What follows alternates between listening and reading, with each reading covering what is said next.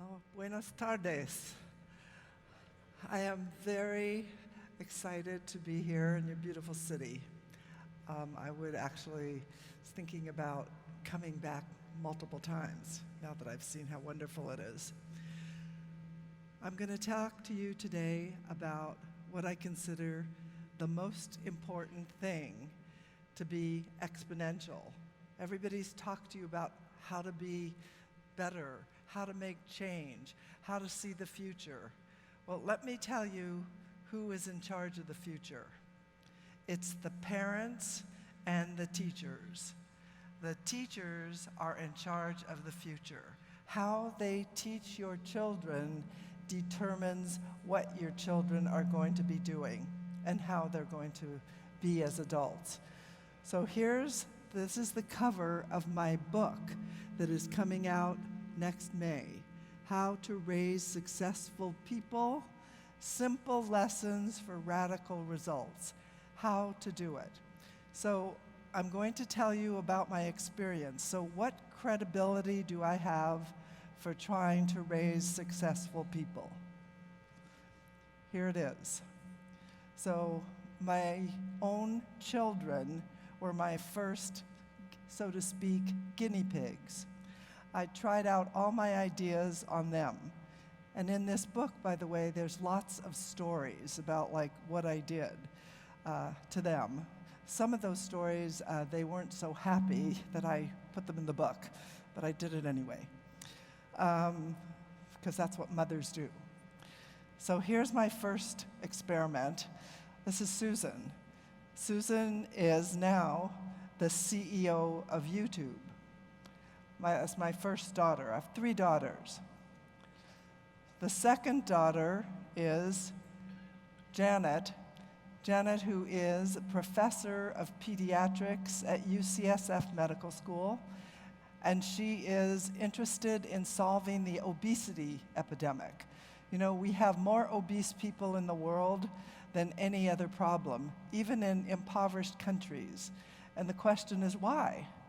Well, the answer is corn syrup. That's just one thing. Actually, it's in all those big bottles of soda that we're drinking. Very unhealthy. And this is my third daughter, Anne, who is the founder of 23andMe, the personal genetics company in the United States. I don't know how many have heard of it. Anyway, these were my first experimental sort of guinea pigs that I tried out everything on. And I'm going to tell you the formula. It's like, what did I do? But then after my daughters, I decided to go back to work. I was a journalist, but I decided that it was time to actually do more than stay home. And I started teaching at Palo Alto High School. That was in 1984.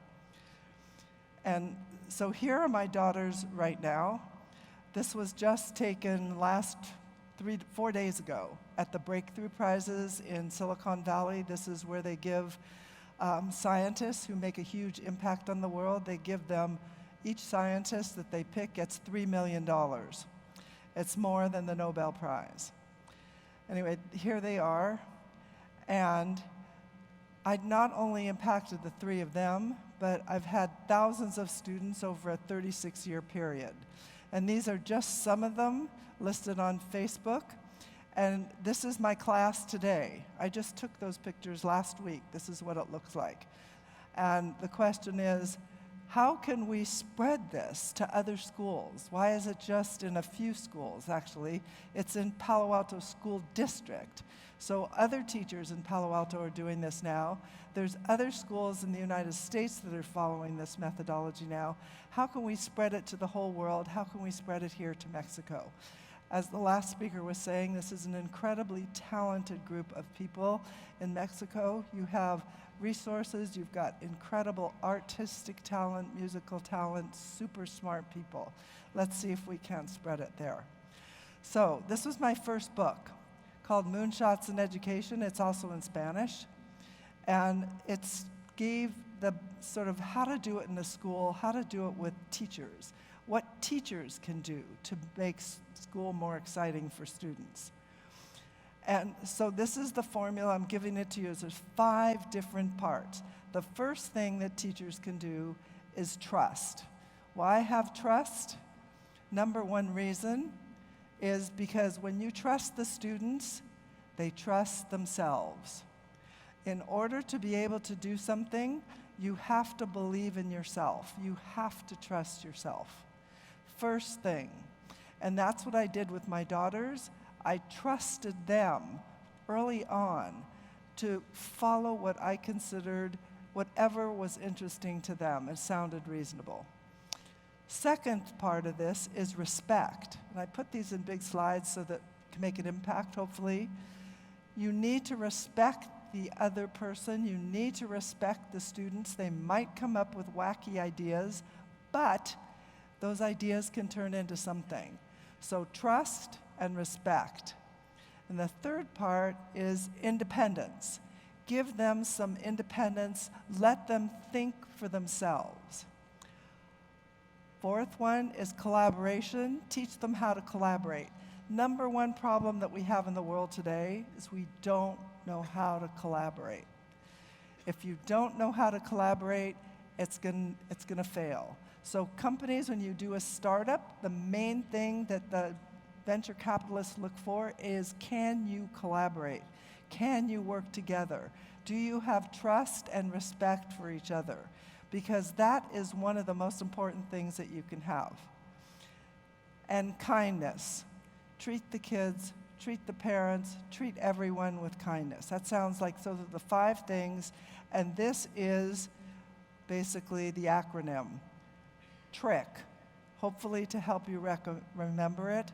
Trust, respect, independence, collaboration, and kindness. So how did I do with my daughters? Everybody that's like, how did you do it? 3 times.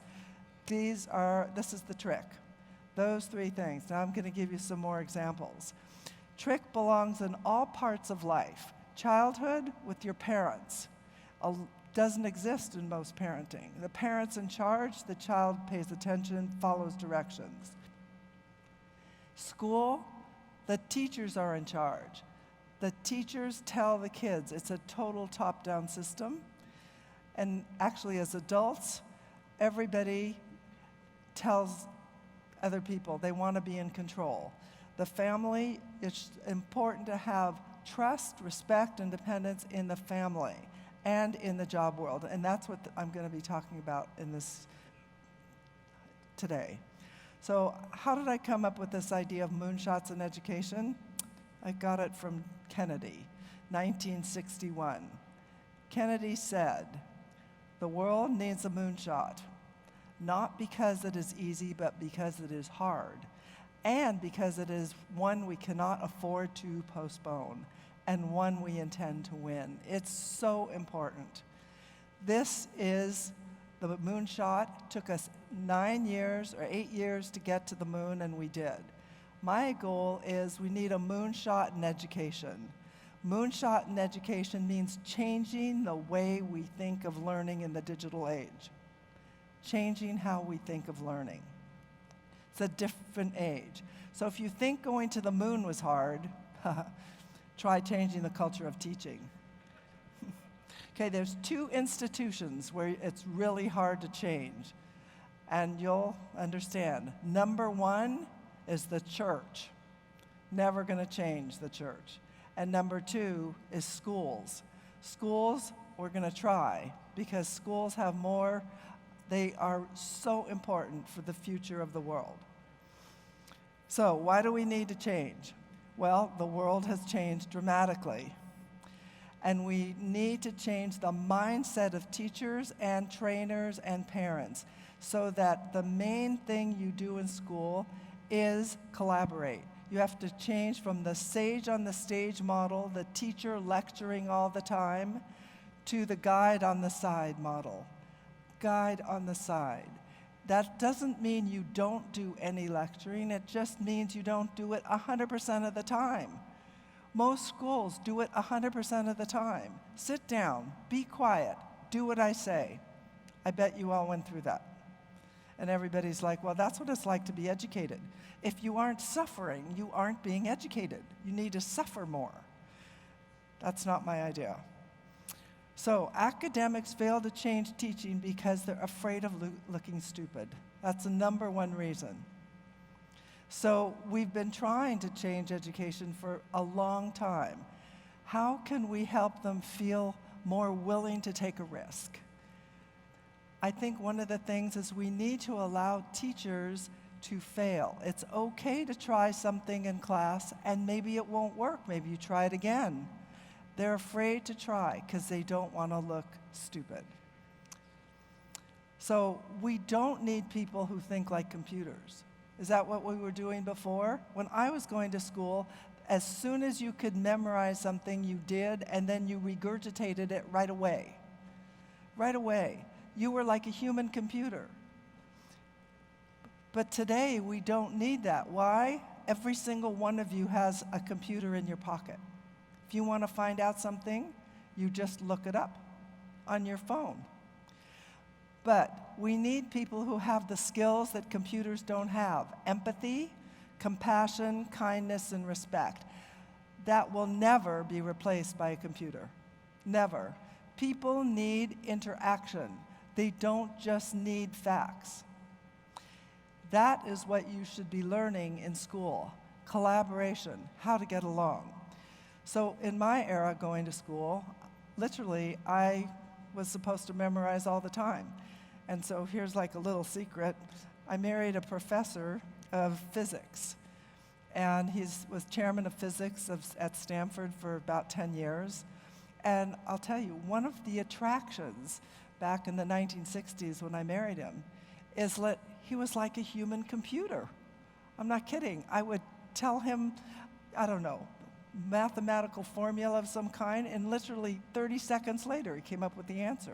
I was like, wow, I can't do that. So it was very exciting. But today, I have that thing in my pocket. Is memorization learning? If you memorize something, do you learn it? The question is, you guys all memorized a lot of things in school. Can you remember them? Can you even remember the name of the class you took? I bet you can't. Most people don't remember anything they memorize. They just memorize and forget it. This is what famous people in America have said. Look at that.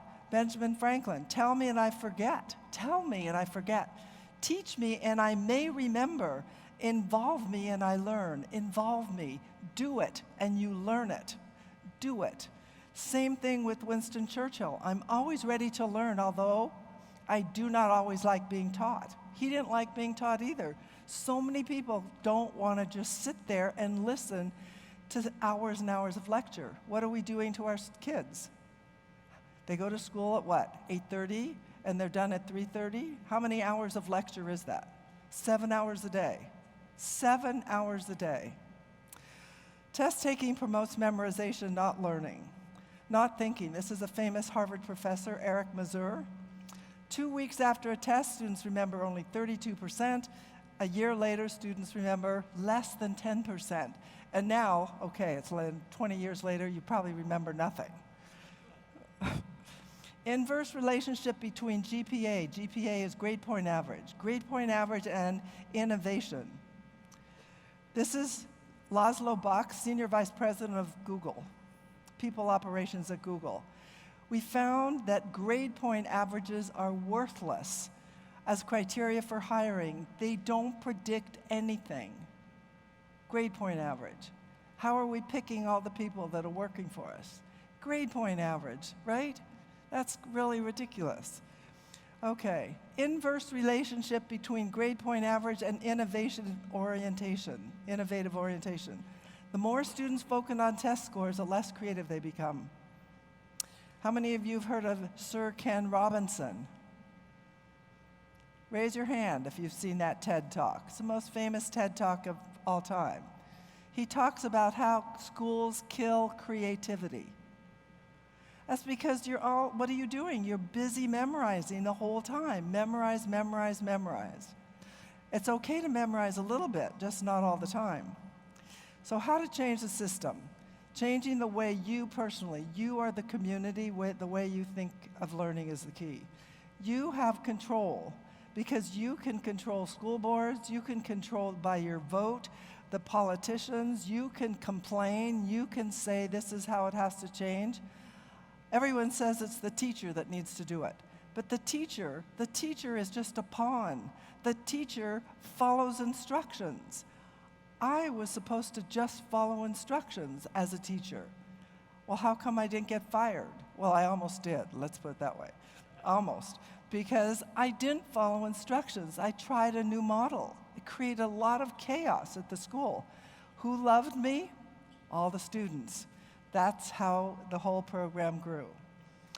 So this is what we're all trying to do. Ever hear of this program for international student assessments called the PISA test?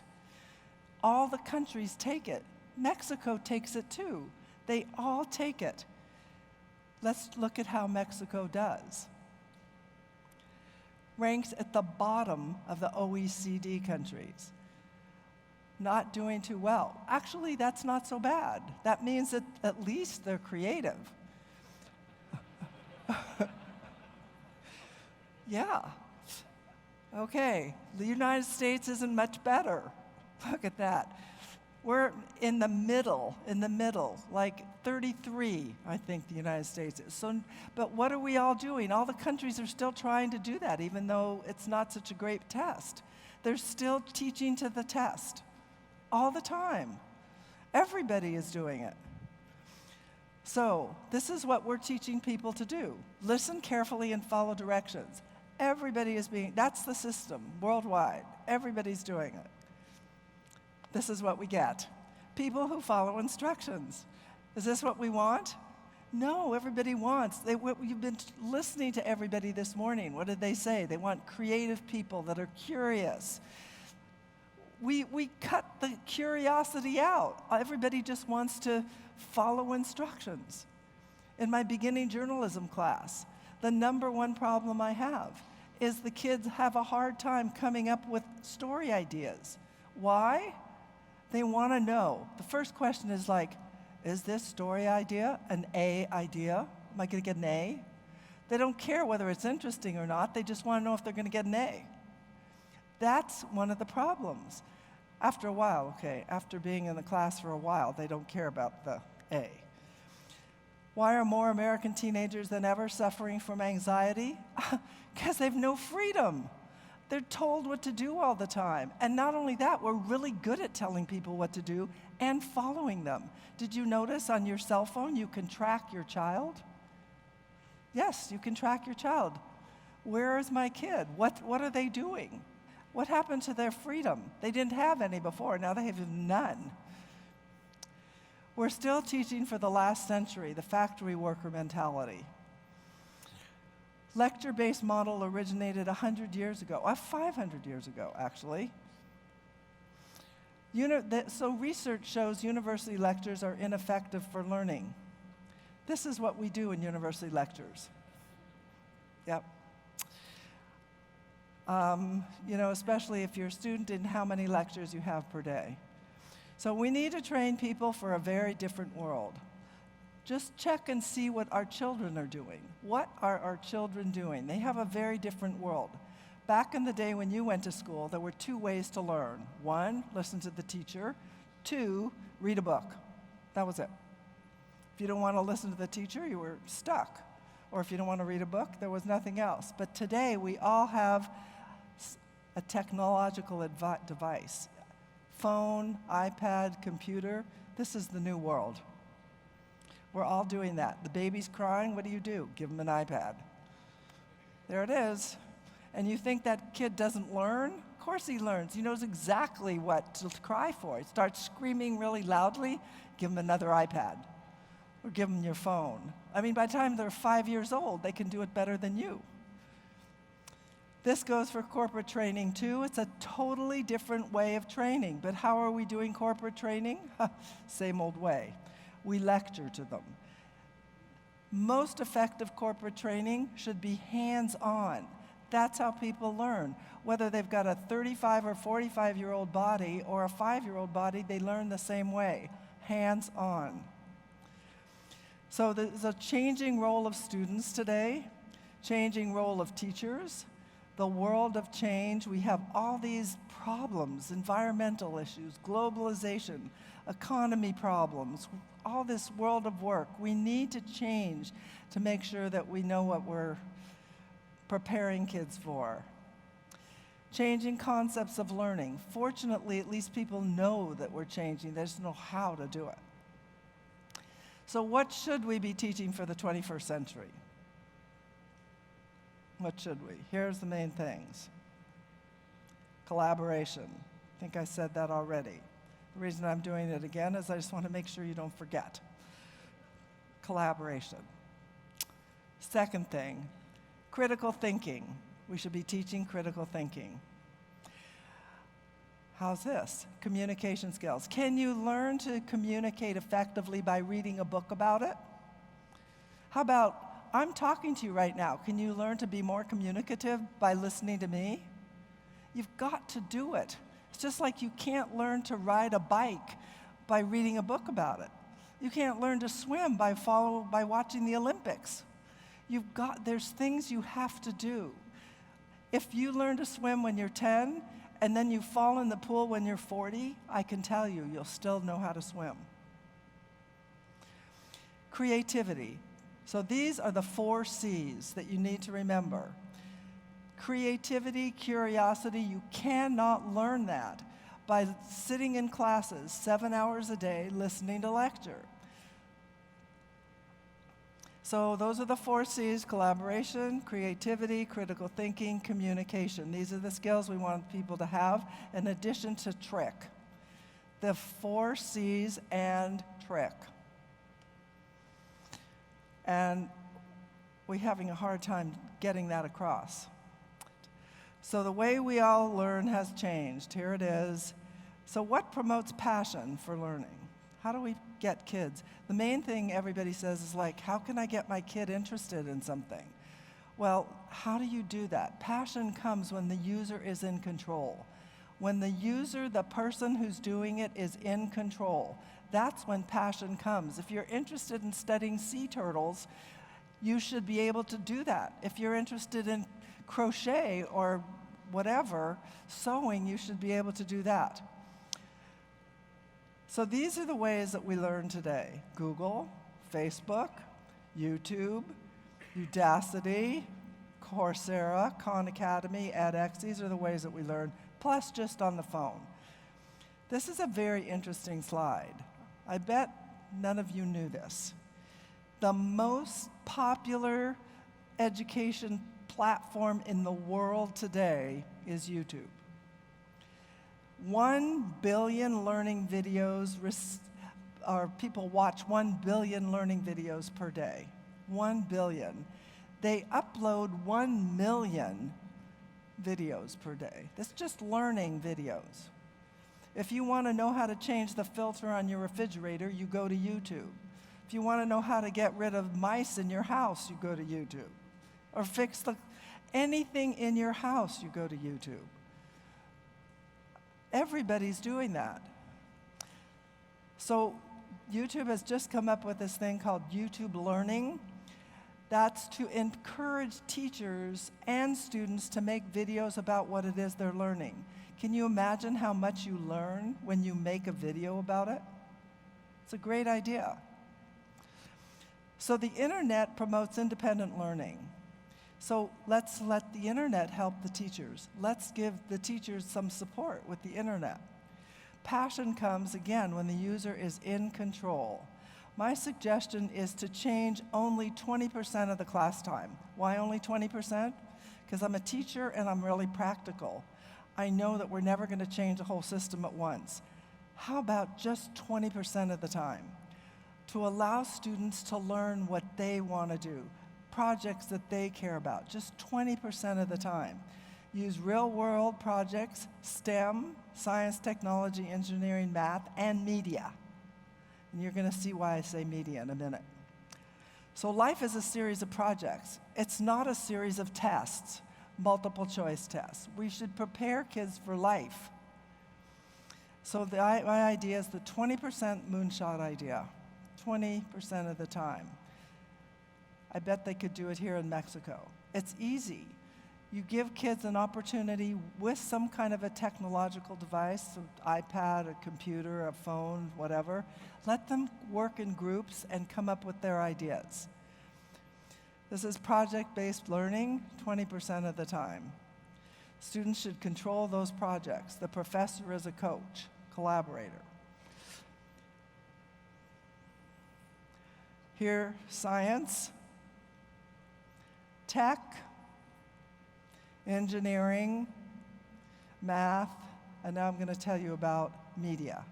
And I've added an M. I just took it upon myself to add an M to STEM because I put media in there. Science, technology, engineering, math, and media. Why? This is the century of media. Shouldn't we be teaching media? After all, it's the century we're all using media. The whole conference is about media.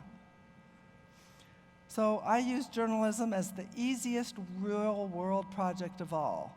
This is the easiest to do because it's so natural. Journalism teaches, according to Daniel Pink, a very famous author, purpose, autonomy, and mastery. Purpose, you have a reason for doing it. Autonomy, you work independently getting the information. And mastery, you have to master it, you have to make it so that you can actually publish it. Journalism prepares the kids, students, for a world we cannot predict, absolutely can't predict. We have social media, artificial intelligence, you've heard about it already, climate change, our major problem, we're all going to be really hot soon, and flat world competition for jobs. Journalism teaches kids real world experience. They learn to collaborate, communicate, think critically, and be creative. They learn to do primary research. They have to go out and get that information themselves. They have to think critically about it. They have to figure out what's most important. They have to write it up in a way, and they have to use technology to share it. And I'm going to show you what I've been doing at Palo Alto High School for the last 35 years. I started with 19 students in 1984. 19 students. This is what I was using, a typewriter. I handed out X-Acto knives to all my students. Can you imagine that? I would hand out like 30 X-Acto knives. Today, I'm not sure people would do that. I probably would be arrested if I did it. We pasted it up with hot wax. That's considered dangerous, but that was the way you had to do it. 1984. That's my classroom. It is a portable. I don't know if you know what portables are in the United States. Then they have too many students, they wheel one of these onto the campus. It's like a trailer. And then they, put some, like a step going up and so forth, and that's called a classroom. As my program grew, they just added more of these portables. So I had a lot of portables. Then in 1987, I met this thing. It changed my life. The Apple computer. I mean, I don't know what I would have done without it. Before that, we were racing like mad on that typewriter. And then 2006, these two things happened that dramatically changed my life. Google Docs, because then it could be collaborative writing. Students write something, and then they can correct each other's things. And YouTube. Why YouTube? Because then people were sharing how to use the Adobe products online. So if they didn't know, the students didn't know how to do something, they went on to YouTube and they figured it out. But that was just the beginning. Today, fortunately, I can say, thanks to the taxpayers in Palo Alto, I now have this beautiful 25,000 square foot building for the whole program. This is the Media Arts Center. There are 7 other teachers and 700 students all taking this program. 12 publications, newspapers, magazines, websites, TV, radio, video production, graphic design. It's the largest media program in the United States. From 19 students in 1984 to today. Why did everybody want to take this program? Why? It's called The Student is in Control. It's freedom and agency to do what you care about. This is what a classroom should look like with at least 20% of the time. The students are working its project that they care about. This is what the class looks like. Notice nobody's lined up in a row. Where's the teacher? The teacher is standing up there wearing green pants. That's me. And notice that the students are not looking at the teacher. This is, again, what the classroom looks like. It's on a regular basis. This is what the facility looks like. There is no way that you can arrange these in rows. The furniture supports the collaborative experience. Most universities have fixed seating, and it's impossible to change it. Stanford University, for example, where I actually teach also, 81% of the facilities are fixed seating. It's really hard to change that. Here's another. Doesn't it look like just people working? Well, that's what it should look like, at least 20% of the time. This is my class again. More pictures. Notice the student isn't even paying any attention to me.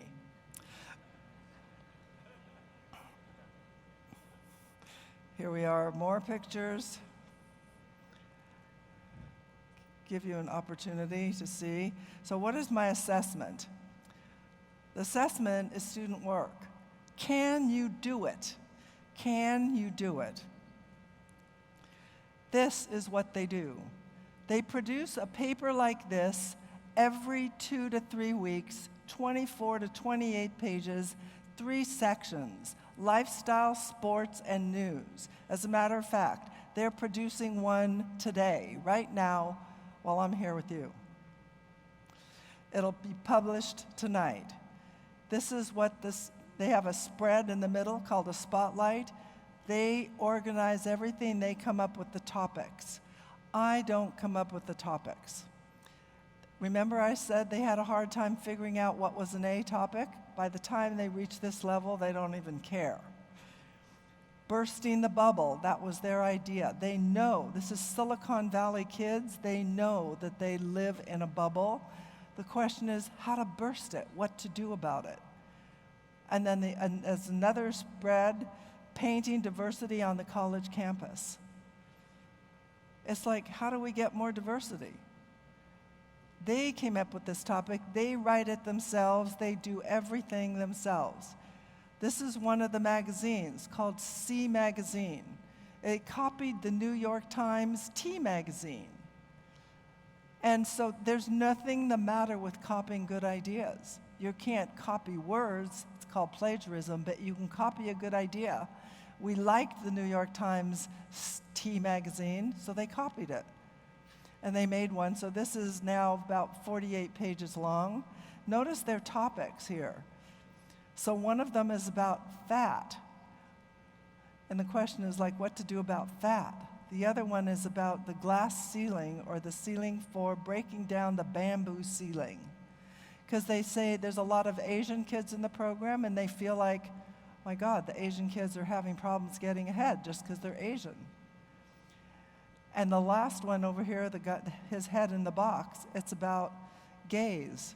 These are topics that they care about, that make a difference to them. This is the online, every single magazine has a website. They do the website. They create the website. They come up with like every part of this whole thing. This is another magazine, Verde. And the topics are their topics. Sports magazine. Couldn't get all the boys to sign up, so I started a sports magazine. They all came. So this is sport. This looks like a professional player. It's a kid. This is another magazine. Oh, this is Verde in another state. They just did this magazine in response to the Parkland killings in Florida. That magazine has a big hole in it. That hole runs through the entire magazine. Every single page has a hole on it. They wanted to show the dramatic problem of having to worry about guns in schools and lockdowns and problems. 2 weeks after this magazine was published, the school went into a lockdown. There was an alleged shooter. For 90 minutes, everybody was hiding in the school. Crazy. It's a crazy world these days. And today, if I go into my classroom, there is a 6-foot poster on the door telling me how to lock down the classroom in case there's a shooter. So we're pretty upset about that. We're all upset about it. This is a science magazine. Again, they came up with it, and a travel magazine. All the photos are taken by kids. We don't publish anything that's professional. I say, well, why do we want to spend any money on publishing other people's stuff? We publish your things. This is foreign affairs. They said no one was listening to them with foreign affairs, so they set up their own foreign affairs magazine. This is a photography magazine. This is our television show that happens every day. They produce every single day, including the weather report, which is pretty funny because it's already come out, but it's quite entertaining to watch theirs. So just because I've given them total control doesn't mean we don't do well. We win the top awards in the United States, more gold crowns than any other school in the country. So giving them control has resulted in excellence and resulted in passion. I don't expect them to go into journalism. I expect them to do whatever it is they want to do. They need to know how to get along with people. They learn that in this program. So who pays for it? The school doesn't pay for it. It is all paid for because they sell advertising. And they have to learn how to sell advertising. Let me tell you, it isn't easy to sell advertising. I tell them, you're going to be rejected 80% of the time. Get ready for the world. That's it. You're going to be rejected when you're trying to raise money if you have a startup. So they learn entrepreneurial skills. Peer pressure keeps them motivated. They control the publication. I bet this is the only program that you've ever heard about where the students don't ever want to go home. That's my number one problem. They can we please stay later? Have you ever heard of a school like that? Bet you haven't. This is how they do it. They use Google Docs for content. They correct each other's stuff.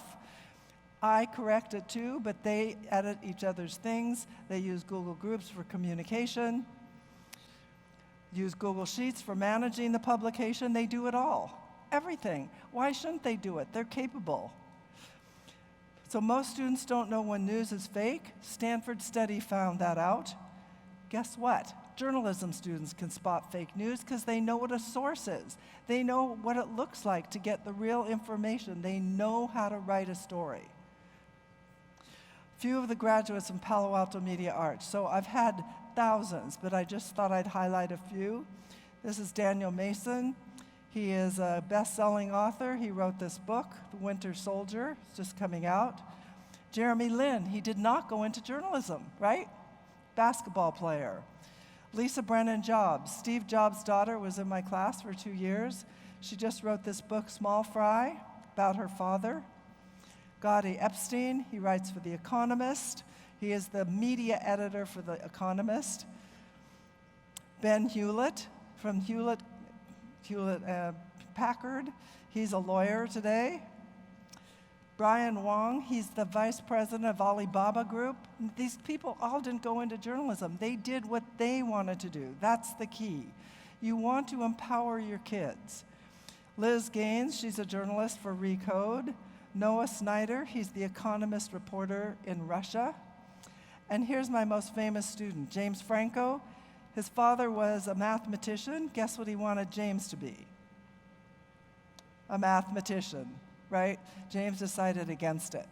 And so here he is. And this is what James said. She showed me I could take my dreams as seriously as I wanted. Everybody needs somebody who is going to believe in them and their dreams. Everybody. So what can you do now? You, here. Let me tell you. Let them try 20% time in all schools in Mexico. all schools.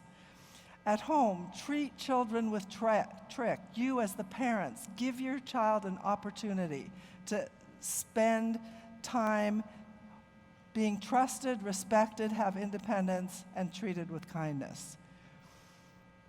At school, treat all students with trick. In business, treat your employees with trick. It's so important. We as leaders can support changing the way the world thinks of learning. You can do it. You can spread this idea. Google uses trick with all their employees. Notice that Google is probably the most creative company on the planet. They trust and respect their employees, always. So, it's always this little cartoon to help you remember.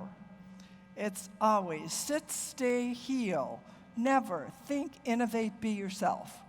You don't want to have a situation like that. You want your students, your children, the world, the people that are going to change the future, to be able to think, innovate, and be yourself. So let's all work together. Thank you so much.